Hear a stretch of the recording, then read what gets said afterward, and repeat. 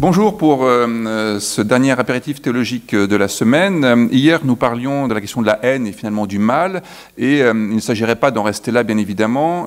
Comment réagir face à la haine et face au mal? Alors, la réponse chrétienne, je dirais, c'est le pardon. Ça peut sembler un peu naïf, un peu innocent, un peu infantile de dire face à la haine, il faut du pardon.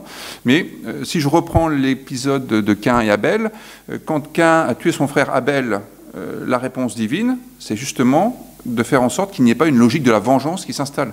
Parce qu'évidemment, les amis d'Abel vont vouloir se venger et vont vouloir tuer Caïn.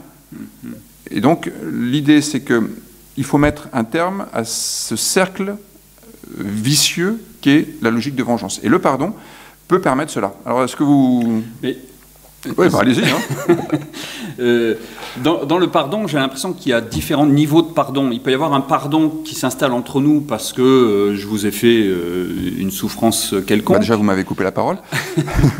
Mais il y a aussi un pardon au niveau de l'État. Est-ce qu'il est possible qu'un État puisse pardonner au nom d'une cause qu'il n'a pas faite? Un État qui peut demander pardon pour une guerre qui s'est passée bien avant que le chef d'État qui accorde ce pardon soit présent. Et puis il y a des pardons impossibles ou qui nous semblent impossibles. Je pense par exemple à la Shoah ou au pire crime dans l'humanité. Est-ce qu'on peut pardonner? Et au-dessus, si je peux me permettre la hiérarchie, il y a aussi le pardon de Dieu. Alors comment on place le pardon de Dieu dans tous ces pardons humains? Moi j'aurais tendance à dire que le pardon de Dieu ne vient pas au-dessus, il vient en premier. C'est-à-dire qu'on est au bénéfice d'un pardon originel, pour reprendre une expression de Lita Bassé. Et c'est parce que nous sommes pardonnés, parce que nous sommes graciés, que nous pouvons nous-mêmes, à notre tour, pardonner. Et vous avez raison, il y a plusieurs choses à distinguer. Tout d'abord, le fait que la première chose dont il faut tenir compte, c'est la faute, c'est le mal commis. C'est-à-dire que si on n'identifie pas le mal, eh bien, en fait, on ne peut pas pardonner. Et donc, il faut d'abord savoir quelle est la nature du trouble que l'on ressent. Et puis ensuite, il me semble que c'est celui qui a subi le tort qui peut pardonner. On ne peut pas pardonner à la place de quelqu'un d'autre. Puisque l'idée, c'est d'interrompre la logique de la vengeance. La logique de la vengeance, elle tient à celui qui a subi le tort. Et là où c'est extrêmement important, et ça expliquera, je pense, la question du pardon dans le cadre de la Shoah, c'est que si on ne pardonne pas, on continue à être la victime de l'autre.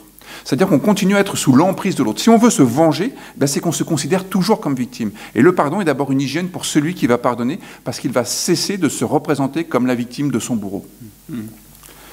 Et donc, je dirais qu'il y a un pardon inconditionnel, justement parce qu'on est au bénéfice du pardon de Dieu.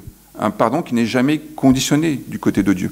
En revanche, pour que l'autre puisse bénéficier, pour que l'infracteur puisse bénéficier du pardon, il faut bien qu'il y ait cette repentance de sa part pour pouvoir accueillir le pardon qui va lui permettre de pouvoir passer à autre chose. Et de passer par-dessus, puisqu'on donne le pardon, je ne sais pas si l'étymologie est tout à fait... Une paradidomie, c'est vraiment... C'est plutôt par le côté que par le dessus, mais... c'est pas hyperdidomie, mais ok, oui. En tous les cas, ça va permettre à l'infracteur, celui qui a causé le trouble, d'être libéré de cela, et donc lui-même va cesser d'être le bourreau, et va pouvoir devenir quelqu'un d'un peu plus humain peut-être. Donc, je dirais le pardon comme hygiène spirituelle pour la vie quotidienne.